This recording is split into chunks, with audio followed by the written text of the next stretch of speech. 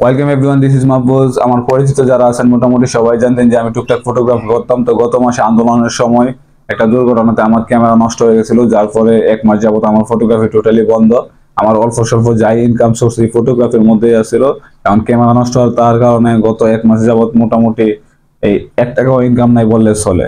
তো আমার ক্যামেরা ওইটা আসছিল যেটা নষ্ট হয়েছিল পানিতে পড়া দুর্ঘটনাতে আর কি। এই আন্দোলনের সময় ওইটা ছিল Canon 6D Mark II, lens ছিল 1740 ওয়াইড লেন্স আর 50mm প্রাইম লেন্স, সবগুলো একসাথে পানিতে পড়ছিল। তো সাথে সাথে ওয়াশ করাইতে পারি নাই, তো আন্দোলন চলার কারণে এই জন্য আর ঠিক করাইতে পারি নাই। 1 সপ্তাহ পর যখন গেছি ঢাকা, তখন ওয়াশ টস করার পর ঠিক হয় নাই, বলতেছে যে প্রবলেম আরো বাড়ছে, পাওয়ার বোর্ড মাদার বোর্ডে কাজ করতে হইব, তো ক্যামেরা রাইখে আসতে 2-3 দিনের জন্য ঢাকা। তো এটা আমার কাছে আরো রিস্ক বেশি মনে হয়েছে, পরে রাইখে আসি নাই, নিয়ে আসছিলাম। এখন এইভাবে মাস পার হয়ে গেছে, এখন সমস্যা আরো বাড়ছে। তখন কি করার চিন্তা করলাম যে ক্যামেরাটা সেল দিয়ে দিই। তো ফেসবুকে একটা সেল পোস্ট করলাম, 15-16 জন রেসপন্স করছে যে ক্যামেরা কিনতে আগ্রহী। তো সবাই আমি বলছি ক্যামেরা এই সমস্যা, এটা জানার পর যদি নেন তাহলে নিয়েন। পরে আমার কিনা ছিল ওই ক্যামেরা 85,000, পরে একজনের কাছে এটা সেল করছি মাত্র 31,000-এ। মানে ক্যামেরার প্রবলেম কি করার, এই 31,000 কাছে সেল করছি, তারেও বলছি যে এই এই সমস্যা, আপনি যদি নেন তাহলে নিতে পারেন, কোনো জোরাজোরি নাই, আপনি যদি সার্ভিসিং করে চালাতে পারেন। এই 1740 ওয়াইড লেন্স আর এই বডিটা আর কি 31,000 টাকা সেল করছি।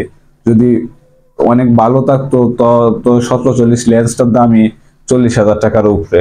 এই যে 31,000 সেল করে দিচ্ছি। তা চিন্তা করলাম যেহেতু আমার ইনকাম সোর্স ফটোগ্রাফি, আপাতত আমার তো ক্যামেরা আবার কেনা লাগবো। ক্যামেরা খুঁজতেছিলাম নেত্রকোনা একজনের কাছে দেখছিলাম, উনিও বডিও camera Canon 6D Mark II, আর লেন্স এটা 85 প্রাইম লেন্স আর 1740 ওয়াইড লেন্স। তো উনি চাইছিল 1,10,000 টাকা। তো আমার কাছে আছে মাত্র 31,000, 31,000ও ফুল নাই, 30,000 আছে, অলরেডি 1,000 খরচ করে পারছি। আরো দরকার 70-80,000 টাকা। এই 70-80,000 টাকার জন্য গত 2-3 দিনে আমি 30-32 জনের কাছে গিয়া হাত পাচ্ছি, মানে হাওলাত দেও, পরে আমি দিয়া দিব। কারণ কারো কাছেই থাকতো না, এটাই স্বাভাবিক, কারণ কেউ তো আর হাতে টাকা নিয়ে বসে তাই নাই। তো শেষ পর্যন্ত 2জন বন্ধুর কাছে পাইছি, একজন 50,000 দিব, একজন 20,000 দিব, এই 70,000 টাকা ঋণ করলাম। তো ওনার কাছে আমি অনেক কৃতজ্ঞ যে আমার এই দুঃসময় পাশে থাকার জন্য। আর এই গত 1 মাস যাবত যখন ফটোগ্রাফি বন্ধ ছিল, অনেকে আমার খোঁজ খবর নিয়েছেন, তার কাছে কৃতজ্ঞ যে আমার খোঁজ খবর নেওয়ার জন্য, যে আসি না মরছি, সবার কাছে অনেক অনেক কৃতজ্ঞ। আর দোয়া করবেন যাতে এই ক্যামেরা কেনার পর এই 1-2 মাস 3 মাসের ভিতর, 3 মাস সময় নিছি, তো 1-2 মাস 3 মাসের ভিতর যাতে ওরা যে কাছে যে ঋণটা করছি 70,000, এটা যেন পরিশোধ করতে পারি। আর ইনশাল্লাহ এখন যাবো নেত্রকোনা, যদি ক্যামেরা বুঝে হয় তাহলে এটা নিয়ে আসবো, আবার আগের মতো ফটোগ্রাফিতে যোগ দেবো। চলেন আমার সাথে নেত্রকোনা, দেখা যাক। সকাল সকাল বের হয়ে গেছি নেত্রকোনার উদ্দেশ্যে। অনেক দূরের পথ, একা যাওয়াটা ঝামেলা, আর একা যাইতে ভালো লাগবে না, এই জন্য বন্ধু দুজনে বলছিলাম আসতে। পরে টাইম দিয়েছিলাম সকাল 8টা, আর এখন বাজে সকাল 9টা, মানে 1 ঘন্টা লেট করে আসছে। যাই হোক, দুইজন চললাম নেত্রকোনা।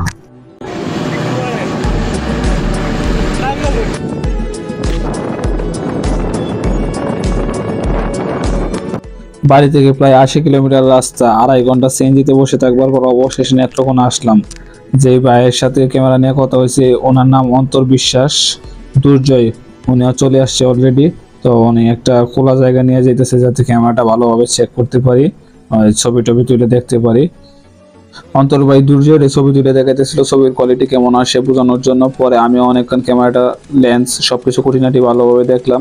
সবকিছু দেখার পর ক্যামেরা পছন্দ হয়েছে, ক্যামেরা দেখতেও ফ্রেশ মনে হয়েছে, বুঝলাম উনি যত্ন করেই এক হাতে ব্যবহার করছে। মনে করো যে 1.5 লাখ টাকা আগে ইনভেস্ট করছি, এখন আবার নতুন করে আবার 1 লাখ, 2.5 লাখ টাকা ইনভেস্ট হয়ে পড়লো। আর নিজের পরিশ্রম তো আছে, সব পরিশ্রম দিয়া টিয়া দিয়া পরে যখন মানুষ মাংনা কাজ করায় তো চাইবে, কাজ করায় টিয়া দিতে চাইতো না, তখন এরা কি করা উচিত? এর থেকে দূরত্ব বজায় রাখবে। এরা কি, এরা আসলে কি জিনিসটা কি? জিনিসটা হয়েছে তো ছোট লোক, ছোট লোক, নিচু মনের মানুষ। নিচু মনের মানুষ।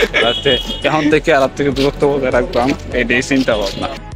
আবার একটা ক্যামেরা কিনে ভালো লাগতেছিল, কিন্তু যখনই মনে হইতেছে যে আগের ক্যামেরা নষ্ট হয়ে 50,000-এর বেশি লস, এখন আবার 70,000 ঋণ হয়ে গেছে, তখনই আমার মাথা খারাপ হয়ে যাইতেছিল। যাই হোক, নেত্রকোনাতে আমাদের কাজ শেষ, এখন আবার বাড়ির উদ্দেশ্যে রওনা হলাম। যারা ভিডিওটা শেষ পর্যন্ত দেখছেন অসংখ্য অসংখ্য ধন্যবাদ। ভালো থাকবেন সবাই।